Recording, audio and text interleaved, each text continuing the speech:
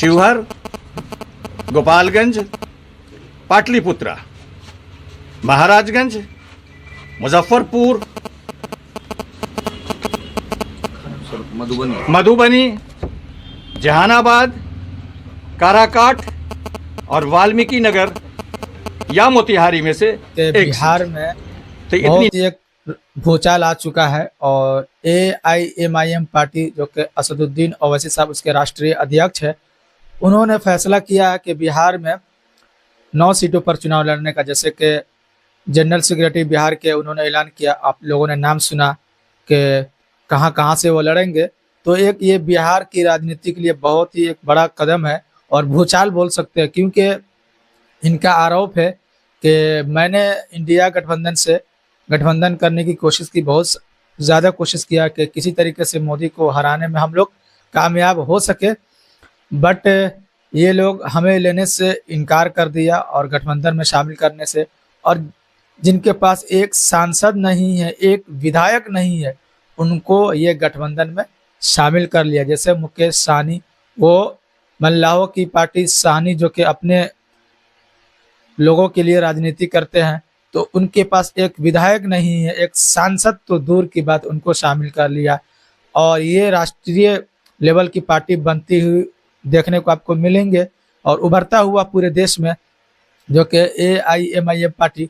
तो इन्होंने ऐलान किया कि मैं फिलहाल अभी नए 9 सीटों पर लड़ने का चुनाव 2024 का। तो ये कहीं ना कहीं इंडिया गठबंधन को नुकसान जरूर पहुंचाएगा और बाद में फिर ये बोलेंगे कि ये बीजेपी के A टीम है तो B टीम है, और पहले ये गठबंधन नहीं करेंगे और बाद में ये रोना रोएंगे, एक दूसरे पर आरोप लगाने का ये काम करेंगे इंडिया गठबंधन वाले।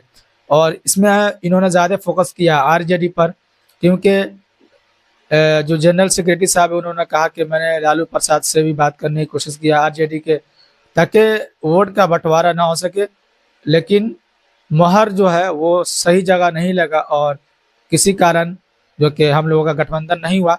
और पहले तो अख्तरुल ईमान साहब चुनाव लड़ रहे थे, जैसे कि आपको पता है कि वो विधायक अभी है जो सीमांचल से अकेला विधायक है, जो कि 4 विधायक जा चुके हैं RJD के अंदर और दोबारा जो कि लोकसभा चुनाव ये लड़ रहे हैं, पिछली बार भी लड़े थे। तो अख्तरुल ईमान साहब की अक्सरियत वहाँ पर ज़्यादा अभी है और उम्मीद है कि वो 2024 में अच्छा रिजल्ट लेकर आएंगे। फिलहाल वो बात की बात है।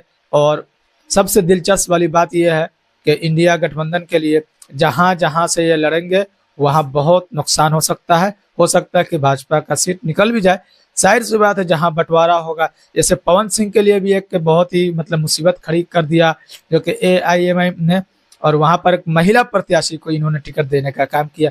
तो काराकट जो कि त्रिकोणीय मुकाबला हो चुका है, वहाँ पर उपेंद्र कुशवाहा जो कि NDA से और भाजपा से, उसके बाद से ये हो गए और वो खुद निर्दलीय है तो RJD से भी है।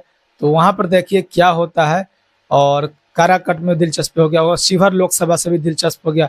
शिवहर लोकसभा से राणा रणजीत सिंह को जो टिकट दिया गया जो कि राजपूत समाज से आते हैं, और ओवैसी साहब पर धब्बा लगता है कि वो सिर्फ मुस्लिमों की राजनीति करते हैं और टिकट सिर्फ मुस्लिम समाज को देने का काम करते हैं। तो यहाँ पर आप देख सकते हैं कि राजपूत समाज को भी टिकट देने का काम किया है, महिला को भी टिकट देने का काम किया है। तो हर समाज के हर तबका के लोगों को टिकट देने का AIMIM पार्टी जो है वह काम करती आ रही है।